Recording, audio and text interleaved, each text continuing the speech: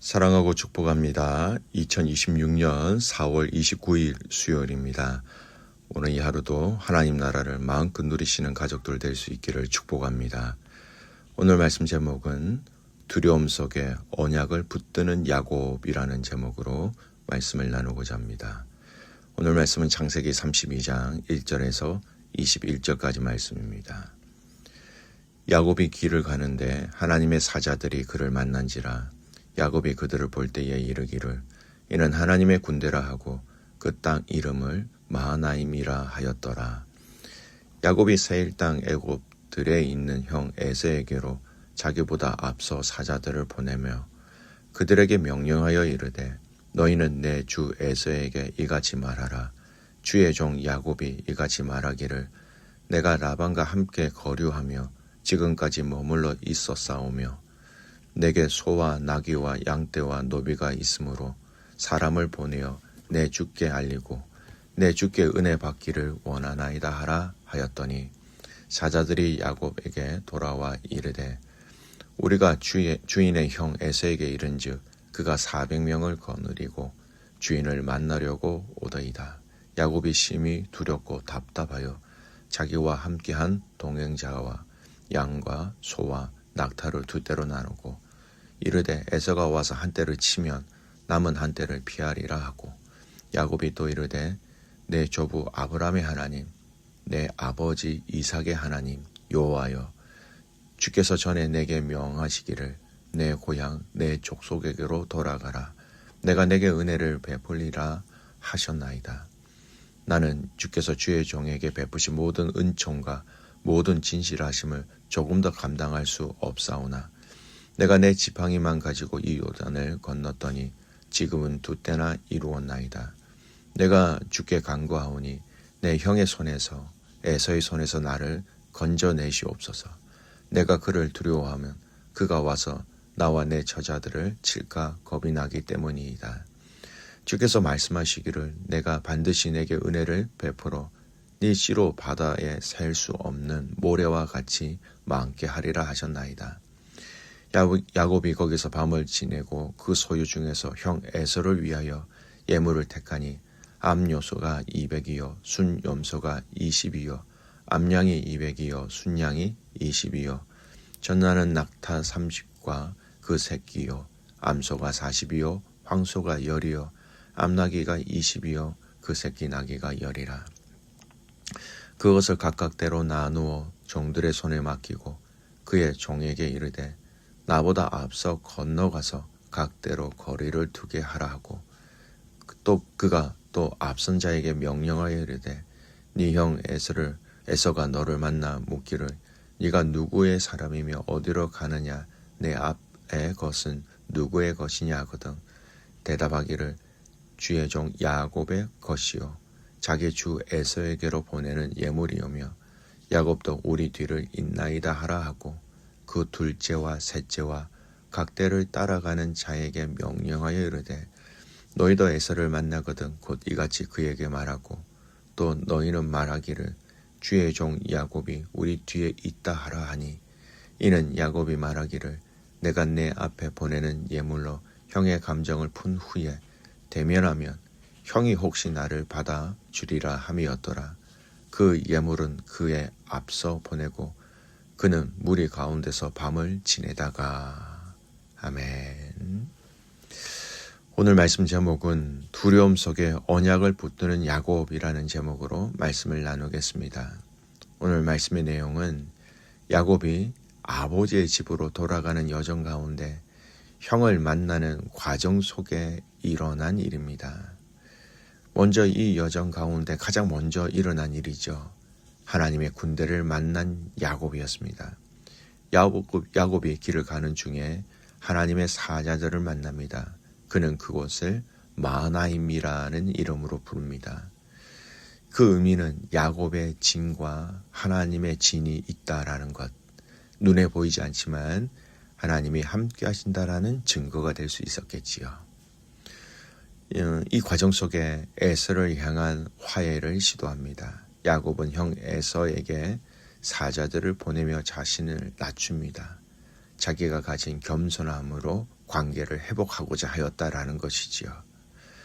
돌아온 그 종들을 통하여서 사자들이 이렇게 얘기합니다. 에서가 400명을 데리고 온다.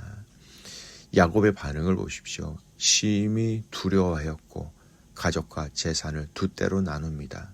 이유는 한쪽이 공격을 당해도 다른 한쪽을 살리기 위한 전략이었죠. 정말 절박하다라는 것들이 느껴집니다.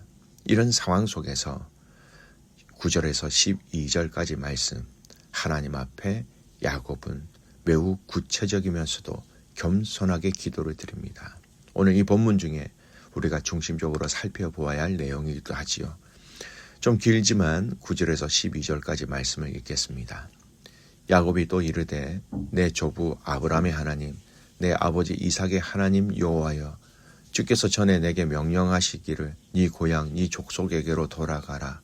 내가 내게 은혜를 베풀리라 하셨나이다.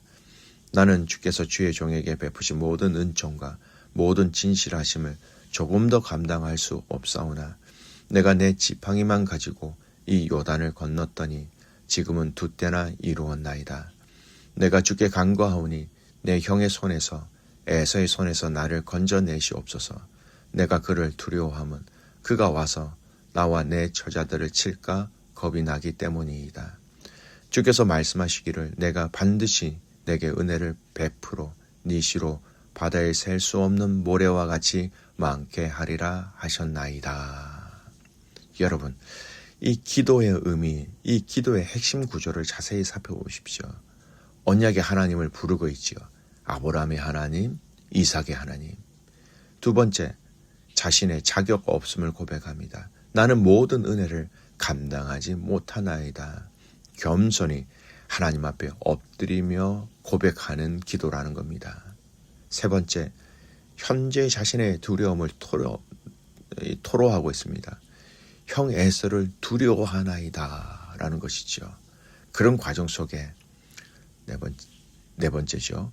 하나님의 약속을 붙들고 있습니다. 내가 반드시 너를 선대하리라 라는 그 말씀.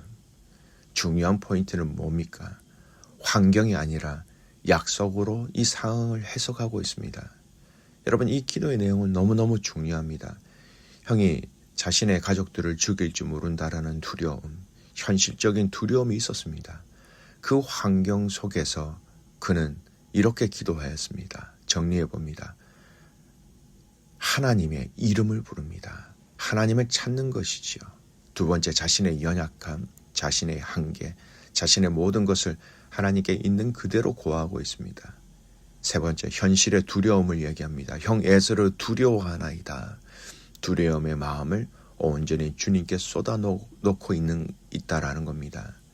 기도는 하나님의 뜻을 구하는 것이 기도이긴 하지만 때로는 그 기도 가운데 우리의 두려움을 그대로 주님께 고백하는 방법, 자리이기도 하다는 것입니다.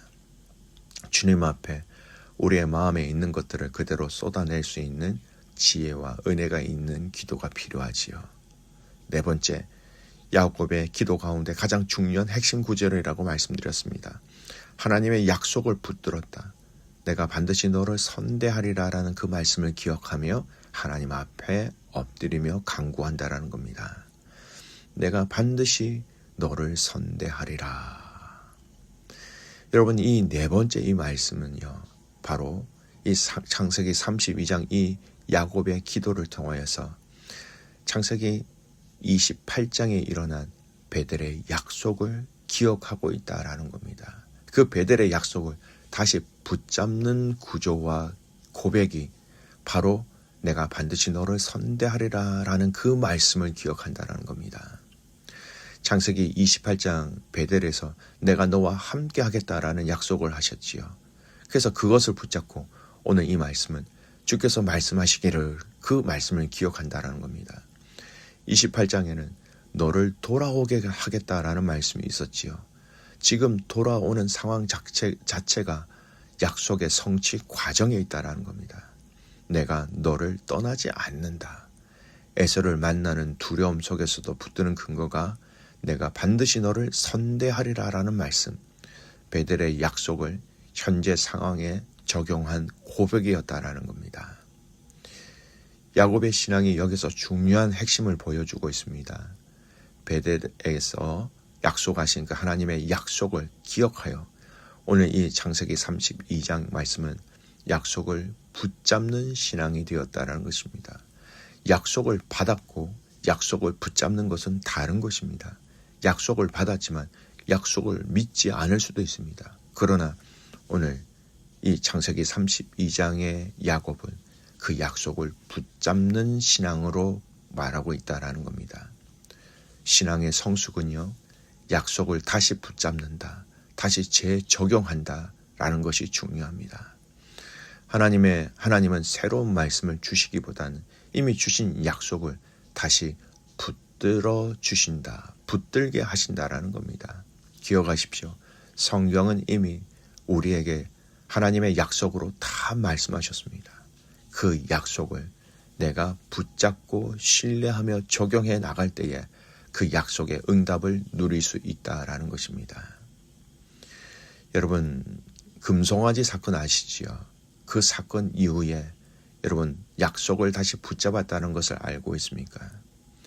창세기 32장에서 34장 가운데 이 금송아지 사건, 이스라엘이 금송아지를 섬긴 후 하나님은 그들을 멸하려고 하십니다.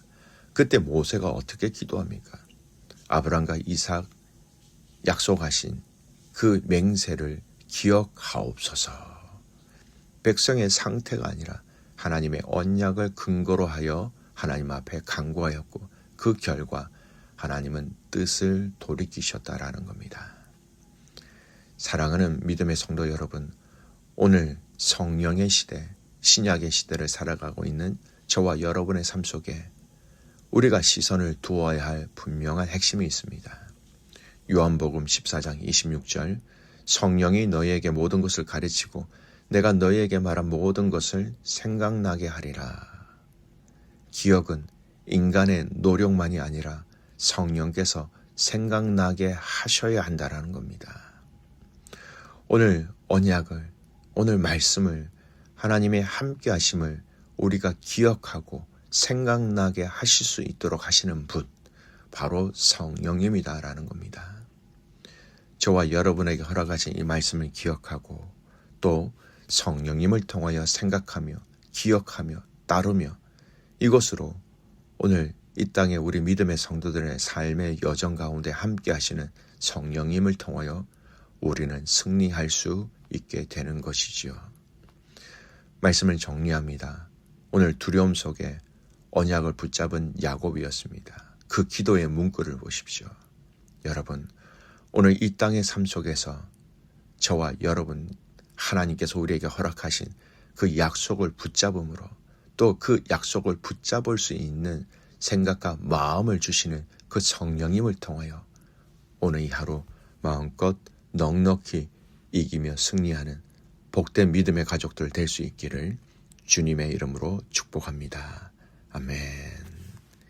기도하겠습니다. 살아계신 하나님 아버지, 감사와 찬송과 영광을 올려드립니다. 우리의 마음을 드리며 우리의 생각을 드리며 우리의 중심을 드리는 이 하루가 되게 하여 주시옵소서. 우리 안에 계신 성령님, 오늘 주님의 그 약속, 그 말씀의 축복의 약속을 붙잡을 수 있도록 생각나게 하시고 깨닫게 하시고 그렇게 말하게 하시고 그렇게 선택하게 하시고 그렇게 결정하며 달려가는 이 하루가 되게 하여 주시옵소서. 그렇게 하실 그 주님을 신뢰하며 살아서 역사하시는 예수 그리스도의 이름으로 감사하며 기도드리옵나이다. 아멘.